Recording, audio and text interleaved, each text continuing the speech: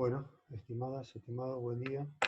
Este, Bienvenidos al seminario de ATR. Es un seminario que se agregó el año pasado. Ya había hecho una primera versión de este seminario, pero los alumnos y las alumnas me habían comentado que no se entendía muy bien porque faltaban los conceptos básicos. Así que lo voy a desarrollar un poquito más profundo, estos conceptos básicos. Y creo que finalmente lo van a terminar entendiendo. Intentaré hacer todo en menos de 40 minutos. Y otro de los detalles importantes que tenemos es que este seminario, que se puede llamar ATR a todo ritmo o se puede llamar seminario HIT, está incorporado en la materia porque a raíz de una investigación internacional que se hizo el año pasado, se llevó a cabo en 6 centros de salud con muy buenos resultados.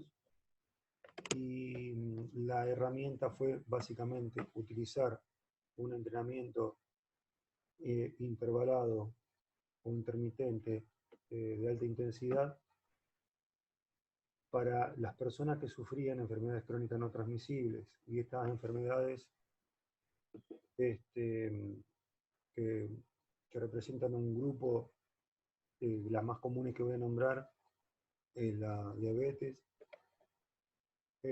colesterol alto, triglicéridos altos, la hipertensión, la resistencia a la insulina. En algunos casos también podemos hablar de déficit de tiroides. En fin, una serie de enfermedades que afectan metabólicamente al organismo y que más allá de los paliativos, ahora sabemos que podemos usar la palabra, farmacológicos, la verdadera cura está en la actividad física. Y eh, la propuesta fue de hacer un HIIT o entrenamiento intervalado de alta intensidad, debido a que el tiempo de trabajo es muy breve. Y en las encuestas que se hizo en los centros de salud, el tiempo para hacer su entrenamiento físico personal era una de las principales causas de, de molestia, digamos. La gente no quería estar una hora entrenando, no quería salir a caminar 90 minutos. Entonces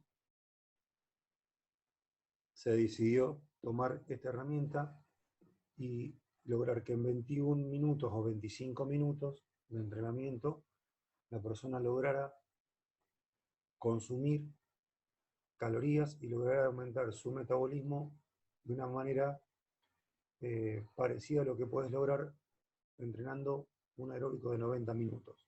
Aeróbico me refiero a caminar 90 minutos. Vamos un poquito a esta idea. Nosotros teníamos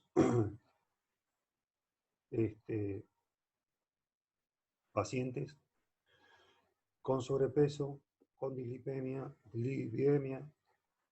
hipertrigliceridemia, aumento de todos los valores negativos metabólicos, y normalmente el médico le decía, vaya camine una hora, vaya camine media hora. No le alcanza al paciente ese tipo de actividad, y si la puede hacer, no tiene el tiempo para hacerlo. Entonces, bueno, repito, se eligió este tipo de entrenamiento. ¿Qué es lo que precisamos para acceder y entender cómo es la herramienta HIIT para la parte crónica, para la gente que sufre enfermedades crónicas? Lo primero que precisamos tener, ¿sí?, es un concepto que, por más que muchas veces uno lo tenga,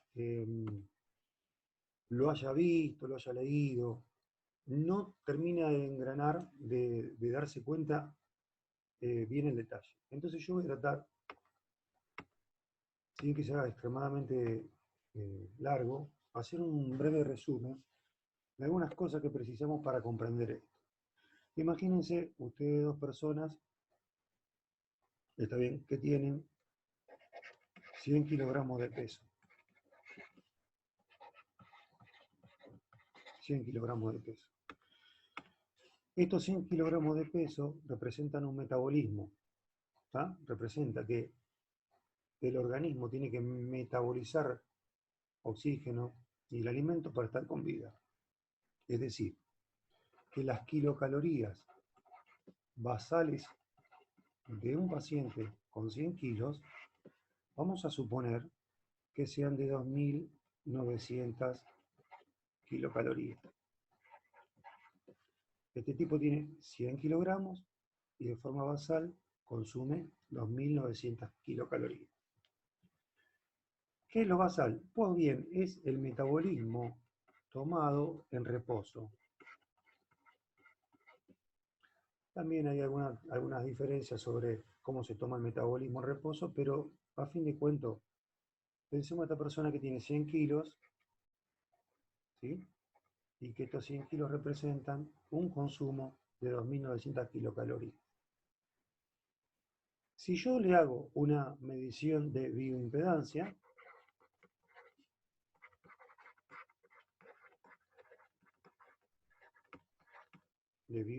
profe, ¿qué bioimpedancia? Una medición que te dice cuánto tenés de músculo, te dice cuánto tenés de grasa, te dice cuánto tenés de grasa visceral, ¿está bien? Te dice qué metabolismo basal tenés. Entonces yo le hago una medición a este paciente, al paciente A, y me dice que tiene, por ejemplo, un 25% de músculo, me dice que tiene un 30% de grasa, un 30% de grasa, me dice que tiene, no sé, un índice de grasa visceral, de 15. Esto es grasa visceral. Esta es grasa común, la grasa subcutánea, y la diferencia entre la grasa visceral, esta, y la grasa que tenemos en la hipodermis es bastante importante. Esta grasa representa a las chichas, a los flancos, a las sillas de montar, a toda la grasa ubicada, ¿está bien? De forma genoide alrededor de las caderas. En el hombre lo podemos ver en la barriga, abajo del surco dectopeltoral. Y este tipo de grasa que está en la hipodermis, si bien actúa como un órgano endocrino, no es tan importante como la grasa que nosotros tenemos visceral. Y la grasa visceral está entre los riñones, alrededor del hígado, dentro del hígado, en el mesenterio, alrededor del peritoneo. Esta grasa visceral es igual a riesgo cardíaco. Cuanto más grasa visceral tenés, más riesgo cardíaco tenés. Oiga, profe, ¿hay algún otro tipo de riesgo? Sí, claro. Riesgo de tumores, de cáncer, riesgo de desarrollar insulinodependencia, riesgo de desarrollar resistencia a la insulina. Es decir, de estas dos grasas, la más peligrosa es la grasa visceral. Ahora, vámonos al paciente B, que tiene 100 kilogramos de peso, tanto como lo tiene el paciente A. Pero vamos a observar que el paciente B tiene 45% de músculo. Entonces ustedes observen este detalle. Si tengo 45 de músculo, vamos a ponerle algo de grasa, vamos a poner un 20% de grasa en la hipodermis, vamos a disminuirle un poquito la grasa visceral, vamos a ponerle un 8. ¿Está bien? Entonces acá miren lo que ocurre. Cuando yo tengo 45% de músculo, las kilocalorías basales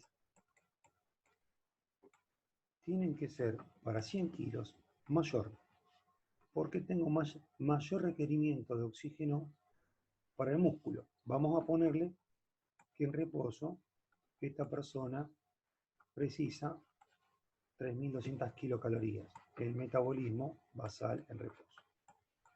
Finalmente, lo que les quiero decir es que este que tiene un motor más grande consume mucho más que este que tiene un motor chico, a pesar de que los dos tengan 100 kilos. Entonces, ahí puede salir la pregunta, ¿y qué me importa? Bueno, te tiene que importar por el tal motivo de que si yo tengo un motor grande, que el combustible es la grasa, voy a tener mayor oportunidad de quemar la grasa que si yo tengo un motor más chico. Entonces, la grasa con un motor más chico va a tardar más en quemarse. Todo esto suponiendo que a estas dos personas la ponemos a dieta y que la ingesta de la dieta es similar para los dos. Entonces, ¿quién va a bajar primero de peso? Obviamente que tiene el motor más grande.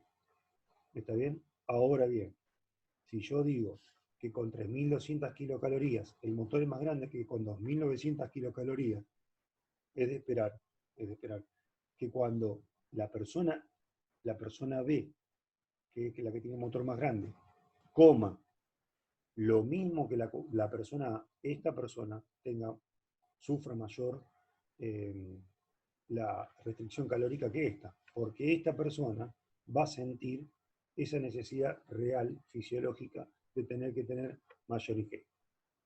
No te entiendo, fin de cuento. Si vos pones a dieta a un deportista, fisiológicamente, hormonalmente, a nivel de kilocaloría, esta persona va a sufrir más el débito, la deuda, que esta persona. ¿Está? ¿Hasta ahí? ¿Qué deseo yo con entrenamientos para corregir la obesidad? ¿Qué deseo yo con entrenamientos para bajar los triglicéridos altos, colesterol alto? Yo deseo aumentar el motor. Aumentar el motor no significa que la persona vaya a ser físico-culturista, sino que va a empezar a hacer actividades físicas. Y esa actividad física lo va a sacar de esta instancia y va a tratar de ponerlo en esta instancia. Ahora bien, cuando yo hablo de reposo, yo lo voy a llevar ahora al consumo de oxígeno. El consumo de oxígeno en reposo significa, básicamente, que en reposo el requerimiento metabólico es de 1 MET.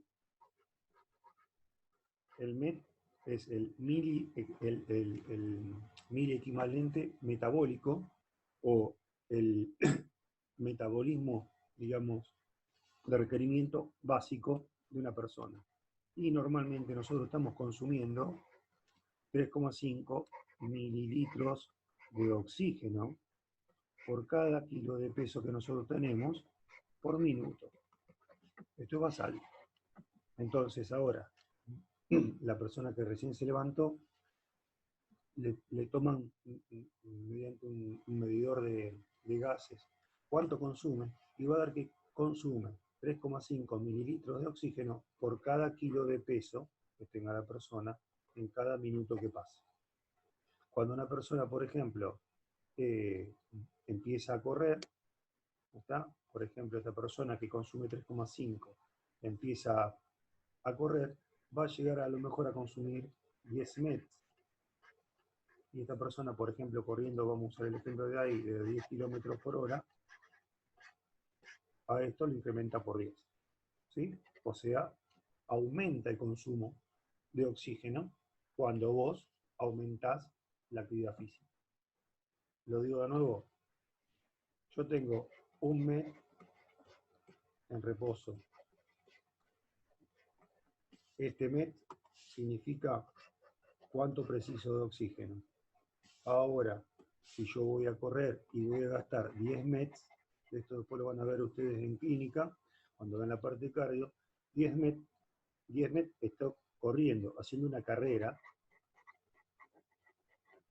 a 10 kilómetros por hora. Entonces, es evidente, chicos, que van a precisar consumir mucho más oxígeno que este que está en reposo. Hasta ahí creo que lo tenemos. Ahora bien, ¿a dónde nos vamos? Bueno, vamos acá.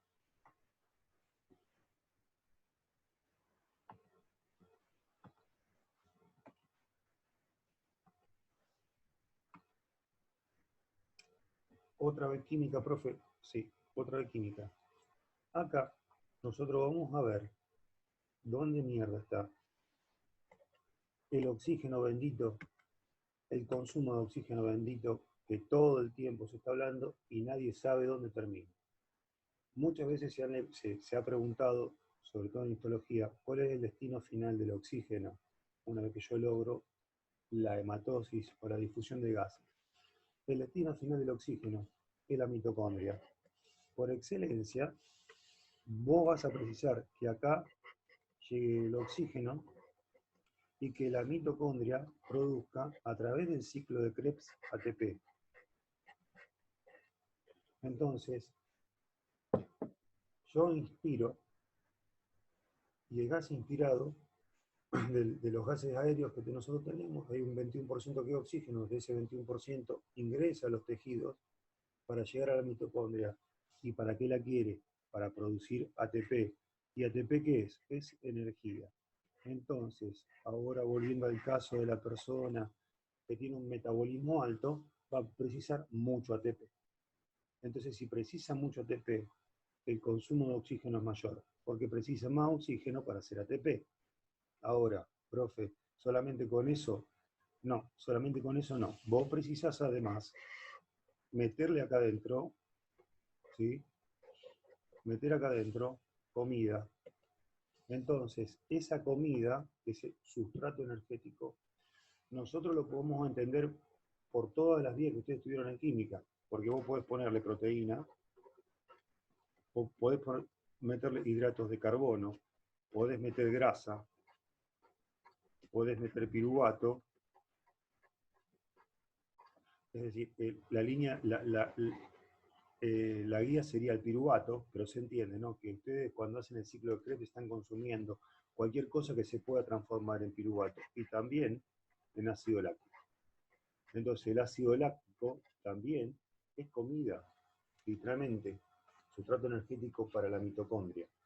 Entonces cuando el oxígeno se mezcla, el oxígeno que está acá, ¿sí? Se mezcla en la mitocondria con los sustratos, yo obtengo ATP. ¿Dónde ocurre? Ocurre, por ejemplo, en las partículas elementales F1 que nosotros tenemos en las crestas mitocondriales. Y por excelencia es este lugar donde está el salto de electrones y se colecciona, a diferencia del gradiente, el ATP. Pero, esto no es solamente lo que produce la mitocondria. Esto que produce en nuestro caso es algo positivo porque te da la moneda energética. Pero también hay un residuo que es dióxido de carbono, agua, y conlleva a que cada vez que la mitocondria tenga que procesar más cantidad de macronutrientes y de oxígeno, también voy a lograr que haya un aumento de la temperatura. Entonces, obviamente, si empezaste a correr, la mitocondria va a tener que procesar todo esto y la temperatura aumenta. Cuando yo estoy hablando de usar el ciclo de Krebs, lo estoy haciendo con oxígeno, o sea que si yo pienso en mitocondria, es aeróbico.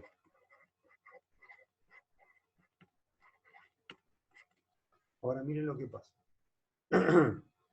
Si yo hablo del ciclo de Krebs, digo que es aeróbico, tengo una instancia a la cual yo llamo glucólisis aeróbica, y dice, bajo condiciones aeróbicas, es decir, que puede usar el oxígeno, el producto dominante en la mayoría de los tejidos es el piruvato. Entonces, el piruvato es la energía dominante y aquí la mayoría de las células, el piruvato es posteriormente metabolitzado vía ciclo de Krebs. Entonces, el piruvato se mete dentro de la mitocondria y produce ATP. Pero también tengo una glucólisis anaeróbica.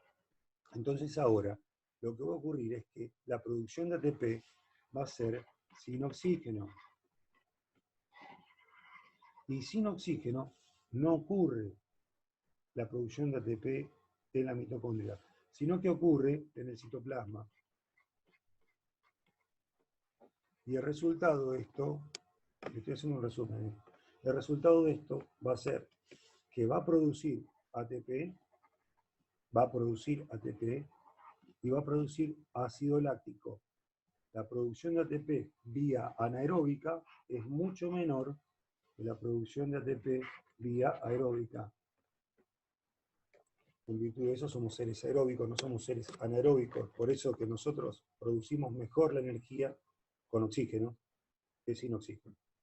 Ahora, ¿por qué todo este repaso? Porque preciso que ustedes mantengan ahora en la cabeza el tema del ácido láctico.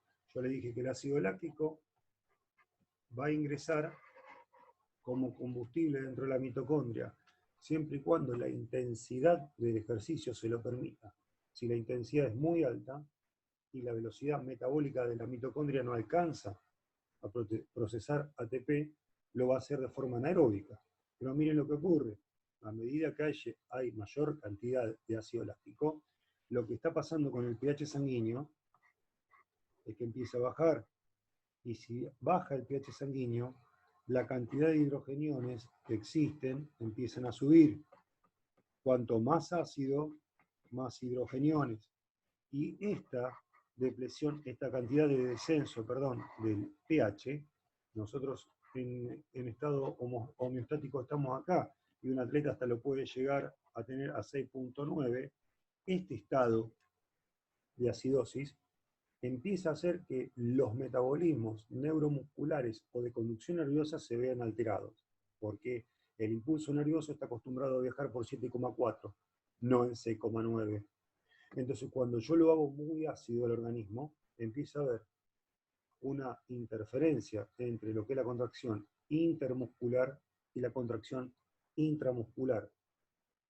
Digo, cuando el cuádriceps se quiere contraer, por ejemplo, el femoral todavía no se relajó. Y ese delay hace que cada vez se fatigue más, que cada vez la fatiga genere más ácido láctico y cada vez tenemos más ácido láctico. Por eso, ustedes conocen el regenerativo, o el profe te manda a hacer el regenerativo, o a los atletas lo mandaron a hacer el regenerativo. ¿De qué trata el regenerativo? Pues bien, vos hiciste una actividad intensa, muy intensa, quedaste con ácido láctico en tu cuerpo, y si vos no haces el regenerativo y haces que el láctico ingrese al ciclo de Krebs, se lave y produzca ATP, dióxido de carbono y agua, ese ácido queda en tu cuerpo y tardás más en recuperarte. ¿Cuánto puedes tardar más en recuperarte? Casi 18 horas. Algunos atletas lo hacen en 12 horas. Pero si vos tenés la posibilidad de que después de la competencia, después del torneo, después de tu práctica deportiva, tenés 12 minutos para trotar suave, pudiendo consumir el oxígeno, ese oxígeno que vos estás consumiendo va a ser usado por la mitocondria, y la mitocondria, junto con el ácido láctico que vos mismo produciste, te da ATP y no te queda residuo láctico. ¿Por qué no queda residuo láctico, profe? Porque lo hiciste por vía aeróbica. ¿Y por qué tenía láctico, profe? Porque en un momento tu entrenamiento fue tan alto que no te dejó producir por vía aeróbica ATP, lo tuviste que hacer por vía anaeróbica. Y si lo hiciste por vía anaeróbica, estás generando ATP y ácido láctico. Bien, eso es los detalles más importantes que tendríamos que tener ahora para poder meternos de llenos en el trabajo.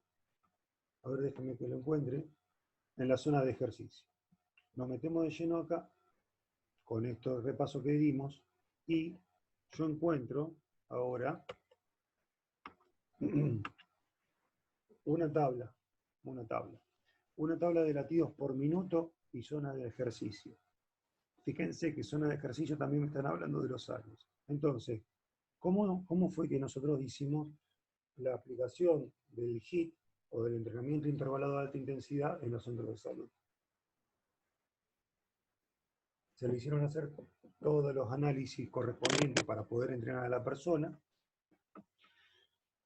En algunos casos se consideró la ergometría, el electrocardiograma, todos los laboratorios sanguíneos, la presión arterial, si precisaban o no algún tipo de fármaco para las tiroides, si precisaban o no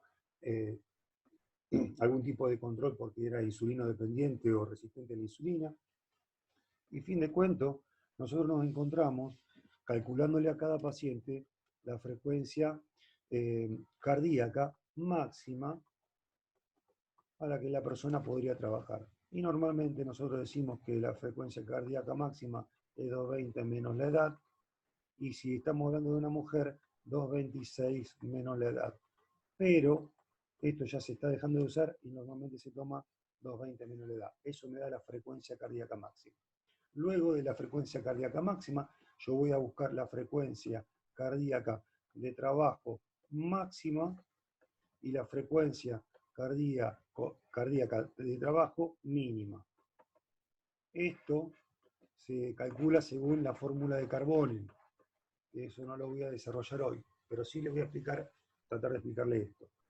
Cuando nosotros pensamos en una adaptación, obviamente vamos a arrancar desde una zona 1 moderada para ir subiendo la intensidad, creo que esto lo entiende todo el mundo, y finalmente lo que yo deseo para tratar a estos pacientes, cuales se hicieron las investigaciones, yo deseamos poner al paciente normalmente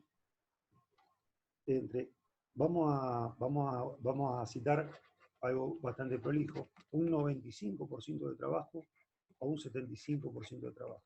Y yo deseo, cuando hago el kit, que el paciente está aquí. Entrenamiento intervalado de alta intensidad, esto es en inglés. ¿Y por qué lo quiero acá? ¿Por qué lo quiero entre el 75 y el 95 del máximo? ¿Saben por qué? Porque acá, haciendo este ejercicio, yo voy a lograr básicamente que la persona aumente el metabolismo. Estoy hablando tanto del metabolismo de trabajo como el metabolismo basal. ¿Se acuerdan del metabolismo basal que vimos con la persona de 100 kilos? Yo con este entrenamiento estoy logrando aumentar el metabolismo basal, aunque sea un poquito, Aumenta el metabolismo, aumenta el consumo de oxígeno. ¿Y por qué aumenta, profe? Y porque se está moviendo. ¿Está bien? Y miren lo que ocurre. Como el consumo de oxígeno aumenta entre estos rangos, entre el 75 y el 95% del máximo, estoy logrando generar una deuda de oxígeno. ¿Qué es la deuda de oxígeno? Te lo explico más fácil. La deuda de oxígeno es básicamente la cantidad de lactato que le quedó en el organismo. Entonces, si la deuda de oxígeno, digamos que es similar a pensar en el ácido láctico, cuanto más deuda de oxígeno tengo, más ácido láctico generé. O diciéndolo al revés, cuanto más ácido láctico tengo, mayor deuda de oxígeno genero. ¿Y por qué me sirve esto? Pues bien, porque cuanto mayor ácido láctico haya generado yo, mayor el metabolismo post ejercicio. Y en consecuencia, si la persona entrenó un bloque de 25 minutos y la cantidad de deuda de oxígeno que generó es bien alta, esta deuda de oxígeno la va a tener que pagar. ¿Cuándo la paga? Cuando la persona se va a la casa. Entonces, entrenó 25 minutos, pero su metabolismo va a quedar elevado cuando volvió a la casa, cuando está en reposo. Está en reposo, pero con un metabolismo alto.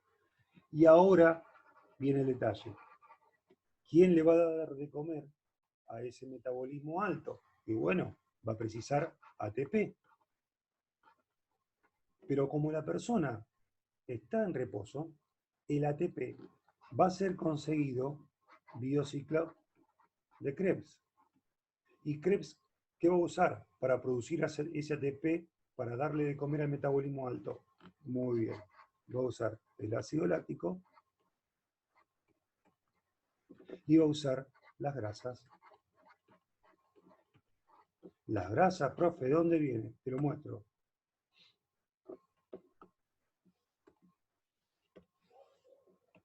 Las grasas vienen de acá. Entonces, le voy a dar de comer al paciente, después de su entrenamiento, ácido láctico que lo tiene en el cuerpo, y también le voy a dar de comer grasa. Y justamente esta grasa es la grasa que el paciente con dislipemia, con triglicérido, con diabetes, tiene que bajar. ¿Por qué, profe, usa la grasa y no usa la proteína ni los hidratos de carbono? Porque la grasa es por excelencia el macronutriente que usamos cuando hacemos la vía aeróbica. Entonces nosotros, pensándolo en la persona que precisa hacer actividad física para bajar de peso, encontramos, déjenmelo buscar que no lo encuentro,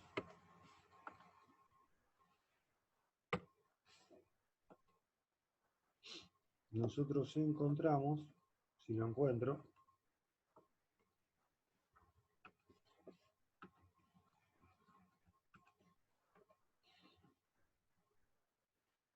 en dónde estábamos trabajando,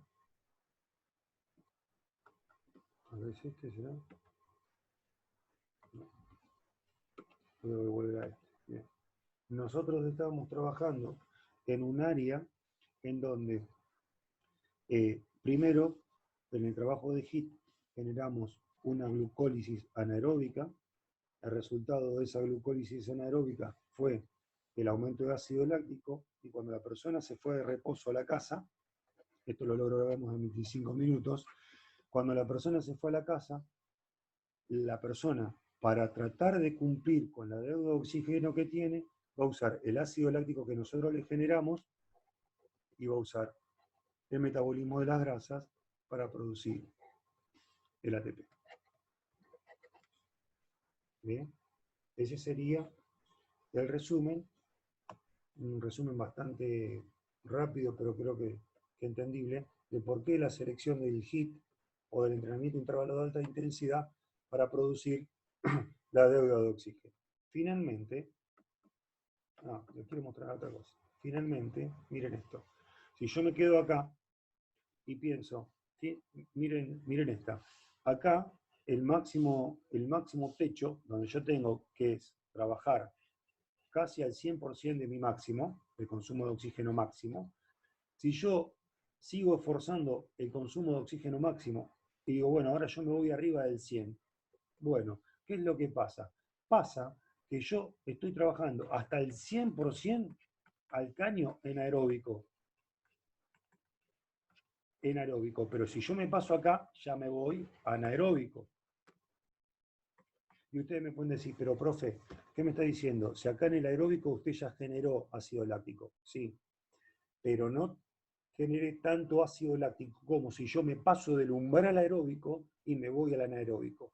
Entonces, esto genera lo que se llama, o se empezó a llamar, este más nuevo, es una zona en donde hay una transferencia entre el sistema aeróbico que pasa al anaeróbico. Cuanto más entrenado estás, más grande la transferencia, más velocidad tenés para ir de un lado o venir del otro. Es decir, cuanto más entrenado estás, más rápido pasás del anaeróbico al aeróbico y más rápido pasás del aeróbico al anaeróbico. Pero cuando estás muy desentrenado, tardás mucho en moverte y sobre todo, si estás desentrenado, no soportás la parte anaeróbica. ¿Bien? Pero bueno, nosotros lo hicimos entrenar a la persona, generamos la deuda de oxígeno y ahora esa deuda de oxígeno en el gráfico se va a ver así. ¿Y qué quiere decir esto? Esto significa que yo empecé el entrenamiento, ¿bien? Empecé el entrenamiento y si ustedes observan, el inicio del entrenamiento genera una deuda de oxígeno. ¿Por qué? Porque todavía no está, básicamente, a nivel térmico, no está el ciclo de Krebs funcionando a velocidad. Ahora, una vez que empezó a funcionar con velocidad, ya no genera deuda de oxígeno, y representa una meseta. Y ustedes van a ver que el consumo de oxígeno por mililitro de peso se mantiene estable. Cuanto más entrenado estás, más capacidad tenés para mantener la meseta. Pero cuando terminás el entrenamiento, ¿sí? La deuda de oxígeno post ejercicio es esta. Y esta deuda vos la tenés que pagar. ¿Cómo? Como te lo conté antes. Acuérdense que esto significa que el metabolismo basal va a estar aumentado hasta que llegue al metabolismo de reposo. ¿Por qué está aumentado el metabolismo basal? Porque tengo que pagar la deuda de oxígeno. Esto, si vos me decís a lo bestia, ¿qué es? Yo te lo digo así. A lo bestia esto significa que tenés ácido láctico, que tiene que ser removido, que tenés dióxido de carbono, que tiene que ser removido, y un detalle más. Hay una parte glucogénica que tiene que ser repuesta. Entonces vos precisás aumentar el glucógeno hepático,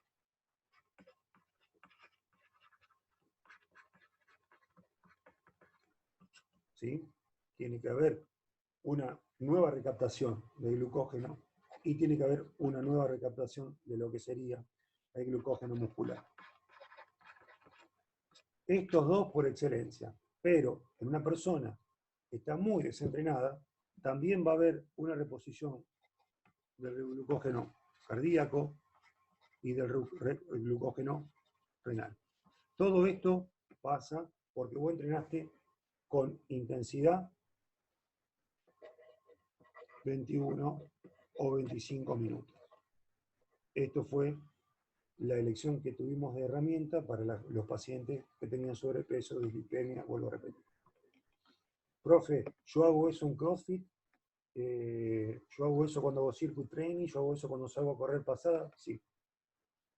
Cada uno lo planifica como quiere, pero básicamente es tratar de lograr que el organismo tenga deuda de oxígeno para que el metabolismo quede acelerado y de ese metabolismo acelerado nosotros conseguimos quemar grasas.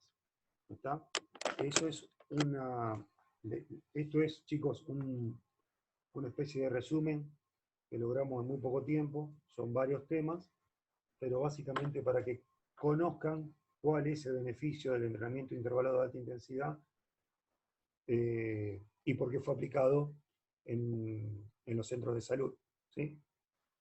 Los dejo con las inquietudes, si quieren me escriben, y si no quieren le ponen like a mi video, y si quieren no le ponen, y si no, hagan lo que quieran. Pero la verdad que todos los alumnos que han pasado por esta experiencia les ha gustado, algunos, todos no, la mayoría. A algunos no les gustó, está en su derecho. Pero sí es verdad que después de haber hecho la experiencia, hay un montón de chicos, de alumnos, y también un montón de médicos que empezaron a utilizar la estrategia para desparramar, como yo le decía a la directora del centro de salud, para desparramar un poquito de actividad física, cosa que antes no se usaba, porque tenía que tardar 1 hora y media caminando, o era 1 hora de marcha con pocos beneficios. Así que haber encontrado esto, haberlo llevado al campo y poder levantar acta de que funciona es muy importante. Los valores ya están a la vista, no solamente porque el promedio de kilos que descendieron fue aproximadamente 15 kilos por persona, sino también que los cambios de laboratorio fueron realmente muy grandes. Chicos, chicas, gracias.